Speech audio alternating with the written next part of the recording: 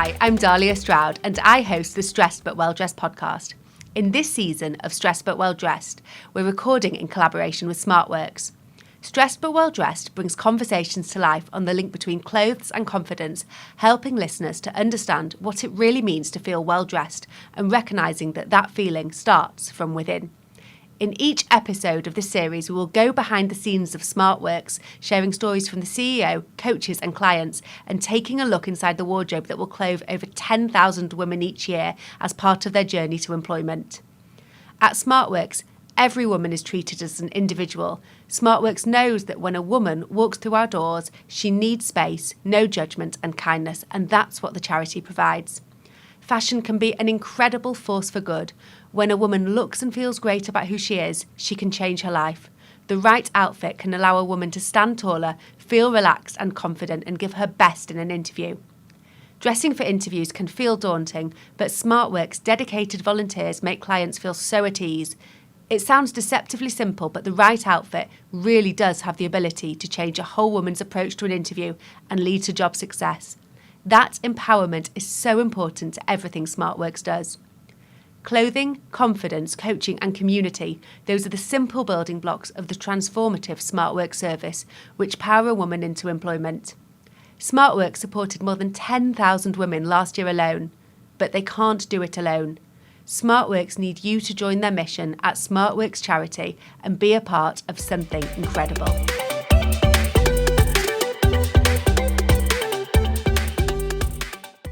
Hi, I'm Dahlia and you're listening to Stressed But Well Dressed, and in this series we're doing a collaboration with SmartWorks to talk about the importance of the link between clothes and confidence.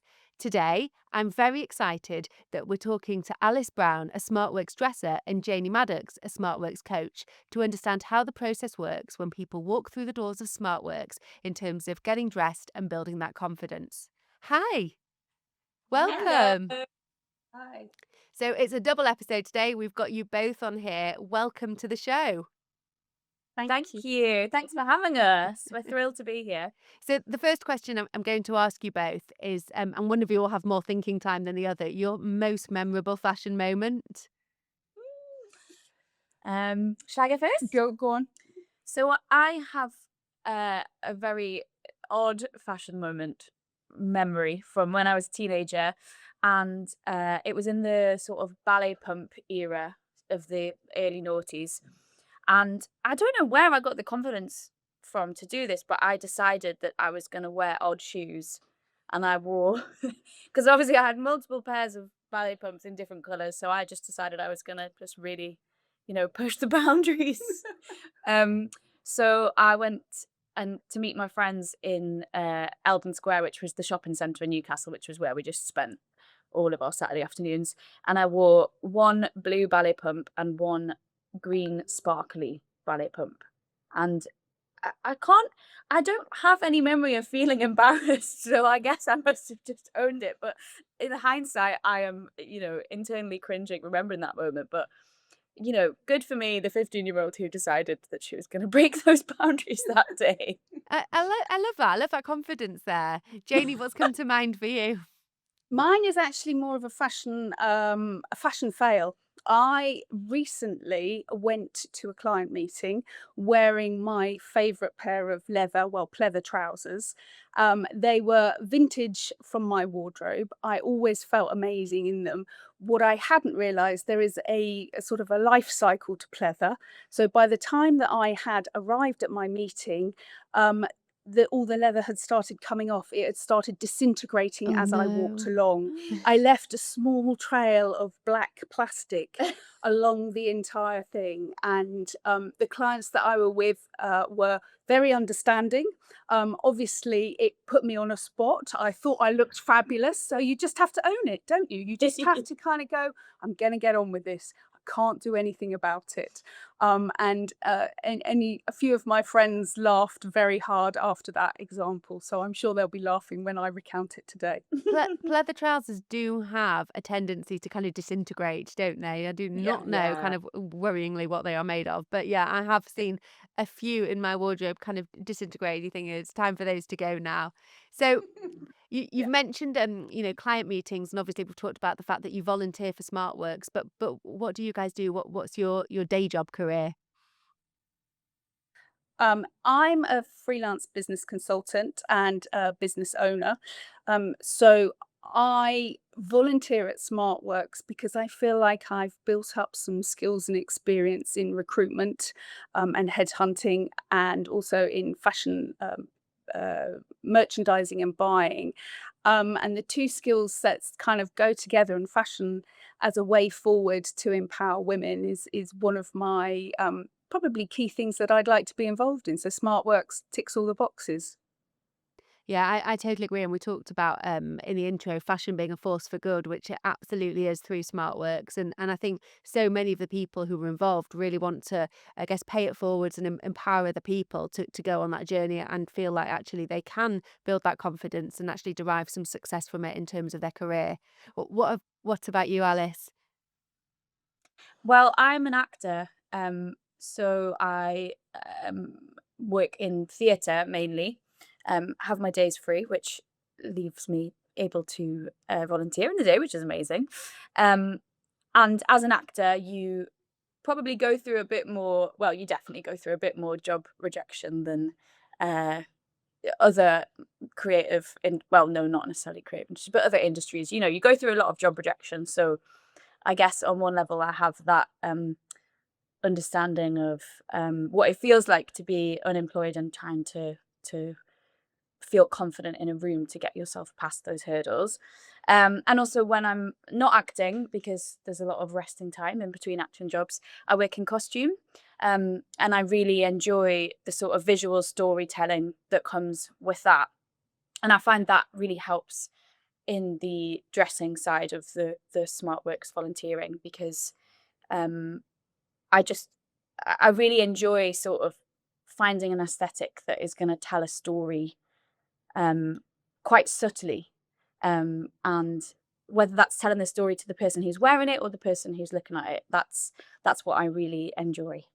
And it's finding the story that you want your clothes to tell as well, or Mm. finding the clothes that really kind of give you confidence in that story as well, not the ones that hold you back. I really kind of recognize what you say there about, as an actor, you're going for auditions all the time, so you're constantly interviewing for new roles, and that understanding of what it takes to continuously present yourself, show up, and have that resilience must be a skill that therefore you can pay forwards to some of the clients in SmartWorks in terms of how you manage that. Yeah, absolutely. And I think I actually probably hadn't thought about this so much until I started at SmartWorks, and then everything sort of clicked into place in my brain of like, what you wear is something that you can control going into the room.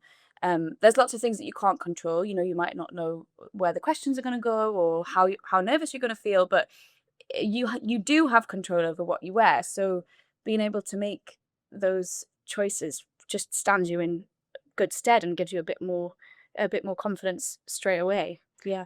I think Also, I no, go on, Janie. sorry, I was going to say that the storytelling narrative also follows through into the coaching session, because we ask people to be in control of their own narrative about the Yeah. story that they're going to tell an employer as to what's led them to various choices, and to see that as a positive step. Mm. That word control really speaks to me because I think the more that you can have control over something, the less stressed actually you feel because you're managing it. You feel like you have some kind of power, or you have a choice. But so often, when we feel out of control, or when our stress has come, is when we feel we don't have that choice, or something isn't within our gift. So the idea of using clothes to build your confidence and take control is something really important, particularly if you're a woman walking into SmartWorks and you've come from a vulnerable situation in terms of you might not have been in employment for a while, or you've got a difficult domestic situation, or you're new to the country and you're trying to kind of understand the language, the culture. Having control over something that makes you feel good is so valuable. Tell me what we talk a lot on this podcast about the idea that um, if you're stressed, you can't be well dressed. But well dressed is about a mindset rather than a fashion statement. What does well dressed mean to you?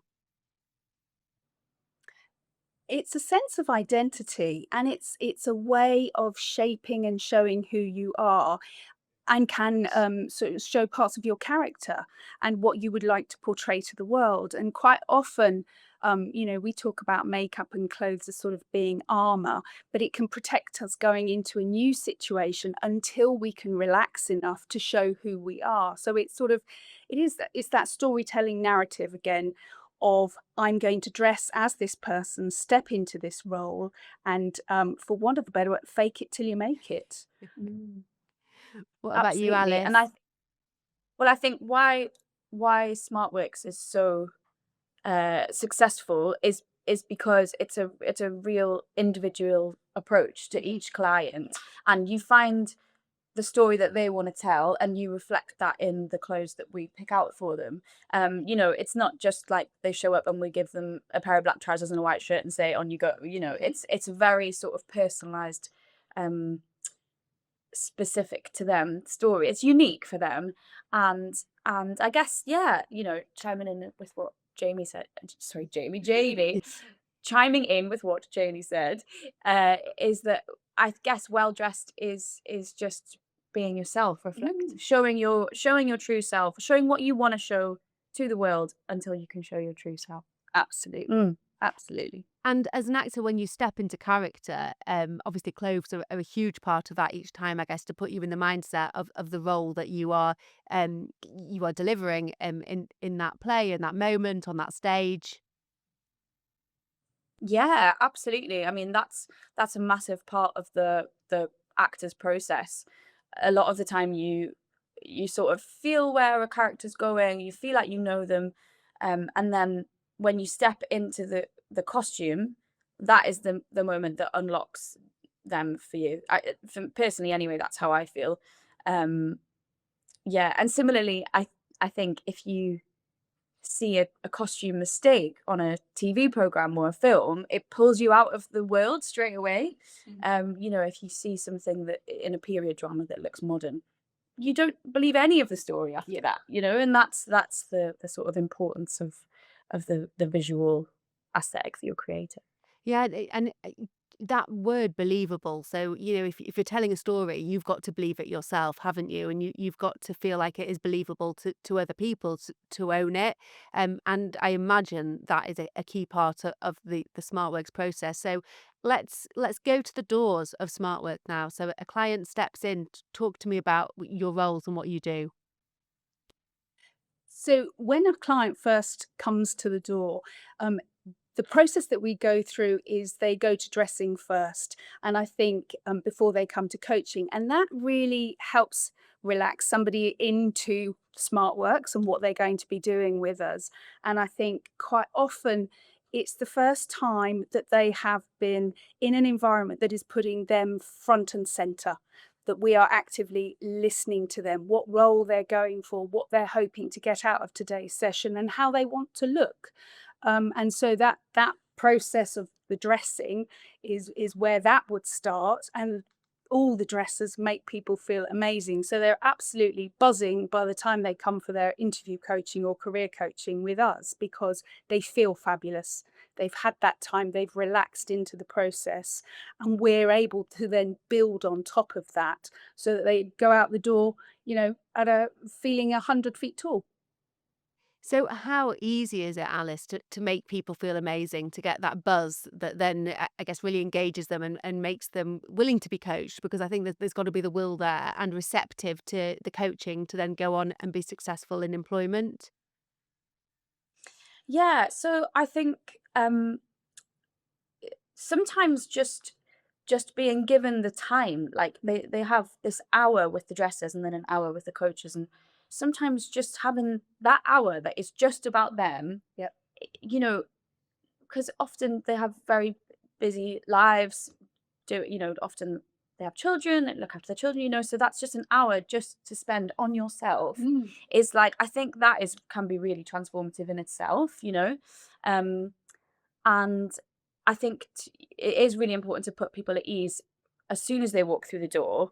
The dressers will go to the client straight away and have a little session chatting through what kind of things they want to wear, what kind of things they feel comfortable in, what kind of role they're going for. That's really important. And you start to build a picture of the person and you get to know them a bit better.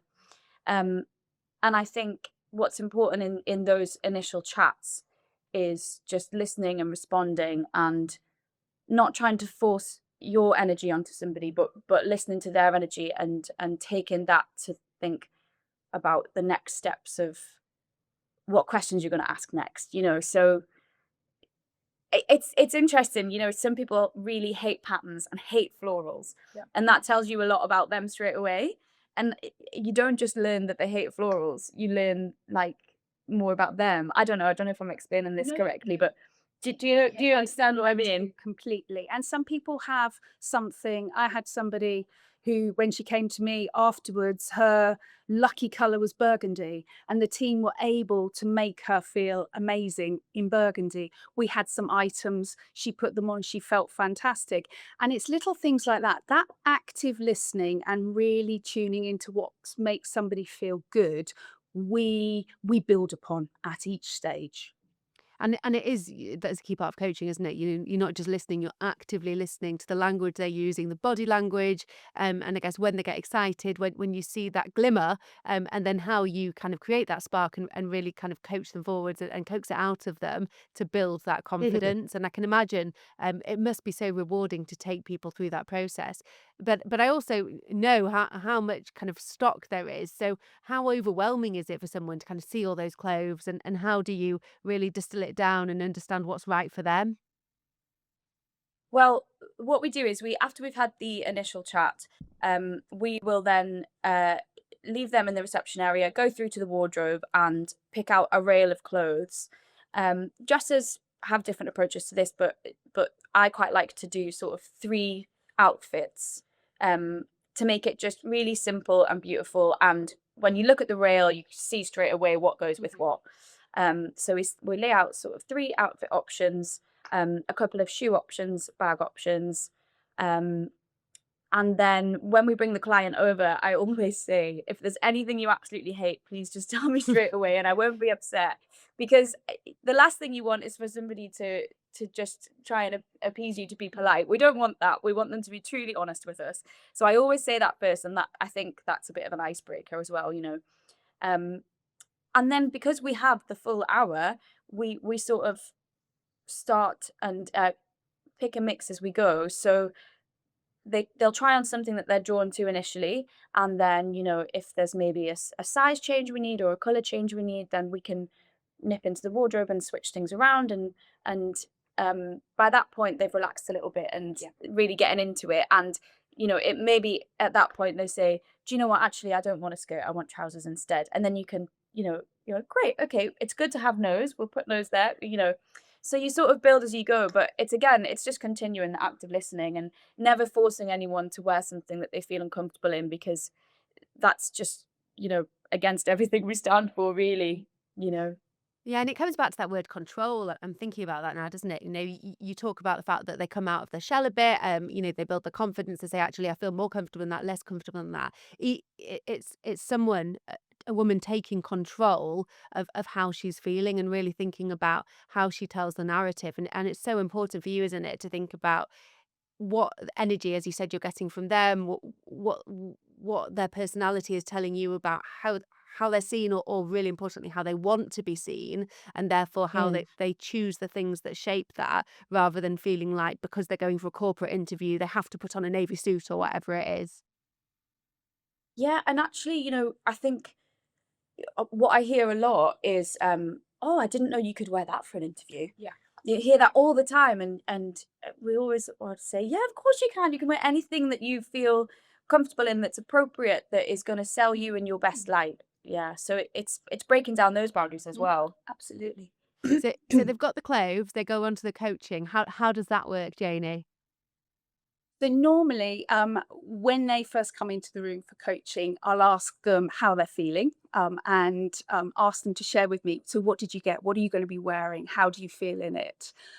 Again, following on from how the dressers have sort of relaxed those people into feeling comfortable, feeling safe, feeling like they're being listened to, and that quite often sparks the first bit of a conversation. Okay, so that's your interview suit. So tell me about the interview that you're going for, and tell me a little bit about the company. What do you know?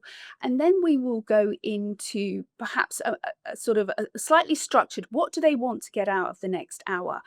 If they've been going for lots of interviews and they perhaps haven't got a job out of it, we'll maybe look at, well, what questions do you like getting? What questions do you always get stuck on? And we game plan some potential answers for them. And my I guess my best bit of advice for people is, it has to be your voice. You have to speak from a position of who you are. So building the confidence that they can tell their story and their narrative about that's led them to this point in their own voice. It doesn't have to be business speak. It can just be very comfortable, and then it comes across as being very authentic for them. And in terms of a structure, my favorite one is normally, imagine you're running late for the interview, you've got everything is going against you. Have that first opening sentence about who you are and what you want to leave the interviewer knowing by the end of the interview, just in 3 simple points. Hi, I'm Janie. I'm here today because I'd like to, at this position, it suits my skill set and I've got a lot of experience in this particular area. And if they feel very, very comfortable with that as an opening, that then jumps the conversation on and helps them throughout the rest of the interview.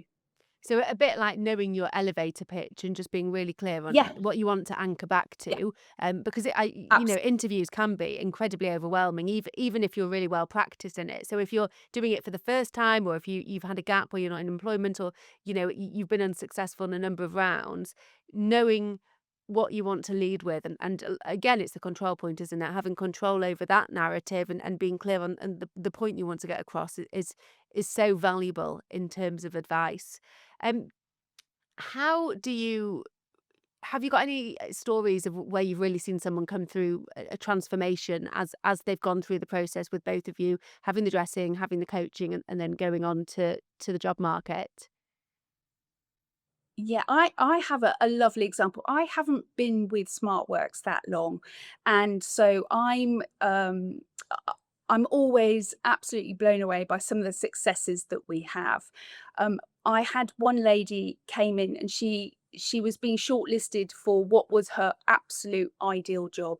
She'd been to dressing, she'd got the outfit. We talked her through what the interview process would be. She'd been given very specific questions in advance. So we were able to practice those, and she was able to go away and work out exactly what she wanted to say, but also in a way that she could remember it. So it Yeah. was her authentic voice coming through.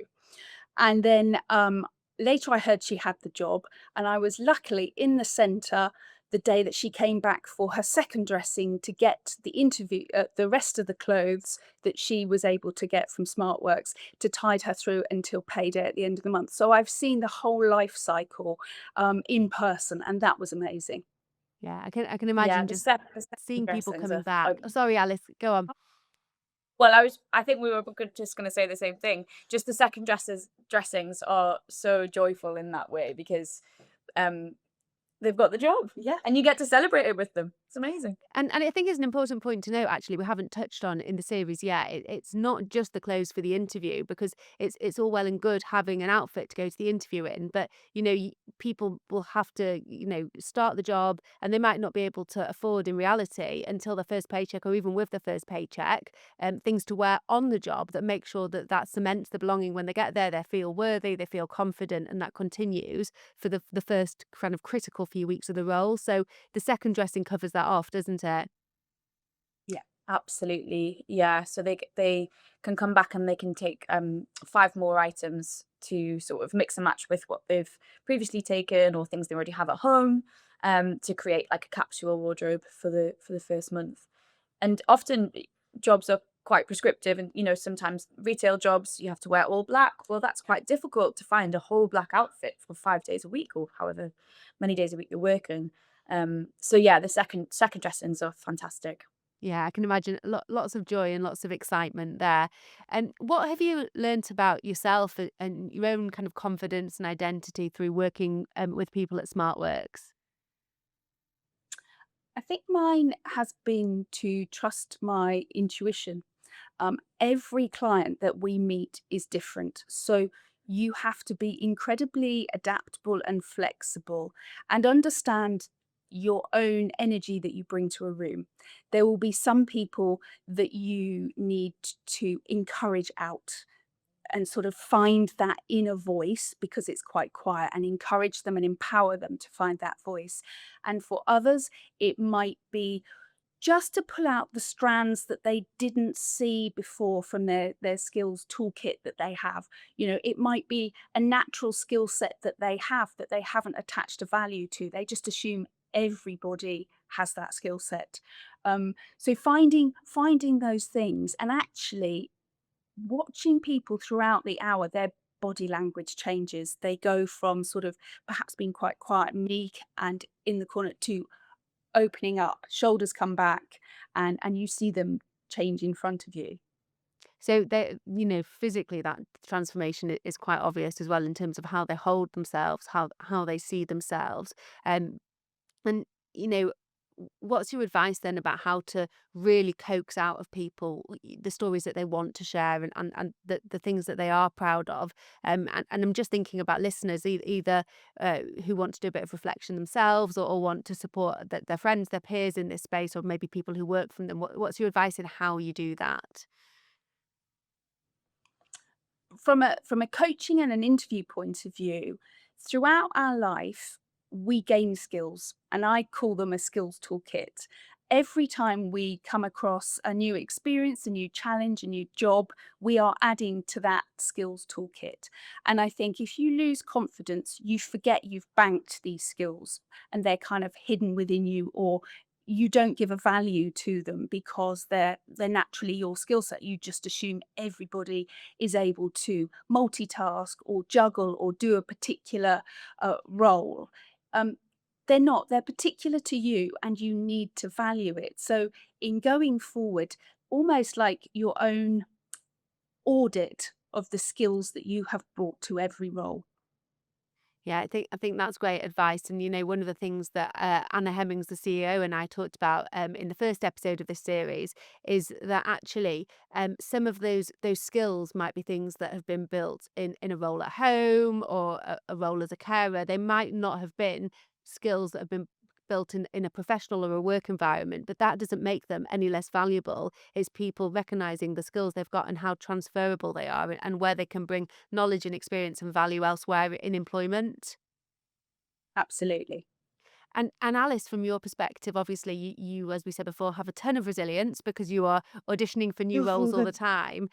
What keeps you going? What advice would you offer to people who think, do you know what, I'm banging my head against a brick wall here because I haven't found the right job yet, or interviews are really difficult and I really struggle with them? What's your trick? Oh gosh, that's a hard question. Well, it's really interesting to hear about the skills toolkit. I'm going to take that on. I'm going to do my own audit. I think that sounds like excellent advice. Um, it helps me to sort of think of yourself as a playing a character. I mean, of course, because I'm an actor, but stepping into an audition and finding a sort of alter ego that I'm gonna step into the absolute best version of myself. Beyonce's Sasha Fierce. That's it. Stepping into the room as Sasha Fierce rather than Beyonce. Although if I could be Beyonce, I wouldn't mind that either. Yeah. So finding a sort of persona that I can step into, who is my most confident self, my most confident, authentic self. That helps me get into that headspace to do my best in a room, in an audition, and I think that would help in job interviews as well, for sure. Yeah, I totally agree. I think, the things that are standing out from me from this conversation are about taking control and really choosing how you want to share your story, whatever that is. And sometimes that's not needing to share all of your story. I think sometimes we talk about vulnerability as the need to tell everyone everything, and it's not. It's finding your way to retain control and share what you're comfortable with, to be able to show who you are. Mm. Yeah, absolutely. So what would be your one message to listeners about SmartWorks, and what you're proud of with the charity and what you want to share, as people learn more about it and we build awareness for the amazing work that you guys do? I think SmartWorks is built upon women empowering women, and the fashion as a force for good is such a great mantra because we all want to feel and feel good when we look good. And if you can build on that, and I found a community of women, either through clients or through the fellow volunteers and the staff there, who have such energy, and it's infectious, and you just want to keep going with it and giving back. Yeah. And it is that ability to then draw that out of other people as well, and kind of, I guess, raise Mm. other people up in that way that brings so much positivity. Alice, what would you say? Absolutely, it is seeing the physical change from the start to the end of a session of somebody literally standing taller. I mean, that's just such an incredible thing to witness and be a part of. And yeah, the community of it is fantastic. Mm. And I mean, fashion creates a community anyway in all senses of life. I mean, look, we're doing this podcast now, Yeah, right? Because yeah. people love talking about fashion, and the power of giving someone a compliment on the street saying, I like your scarf, that power is never to be underestimated, because you don't know, that might change that person's day.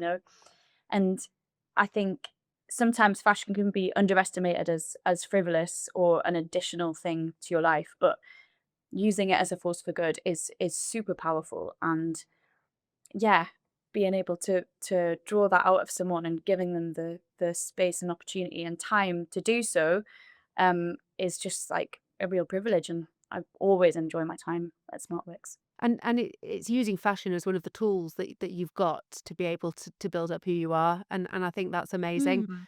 Thank you so much for joining the conversation today. I think it's been so interesting to hear more about the process, for clients within SmartWorks, and hopefully it will inspire more people to get involved and to become coaches and dressers. And I always finish by asking if you're stressed or well dressed. I haven't done a podcast before, so I was stressed at the beginning. And the way that I built my confidence was thinking, what am I going to wear today? And that always puts a smile on my face. Absolutely. I think I'm probably a little bit of both, but if I can focus on the well-dressedness, then the stressedness will dissipate. Well, it'll make you laugh because I have done, this is probably my 90th podcast or something like that. So I am well versed in podcasting, but I stress it every time. And I had a long list of things I had to do before I came to the studio today. And the two things that were outstanding were choose your outfit and don't panic. Good advice. Well, thank you so much for coming on the show today. Thank you. Thanks so Thanks. much.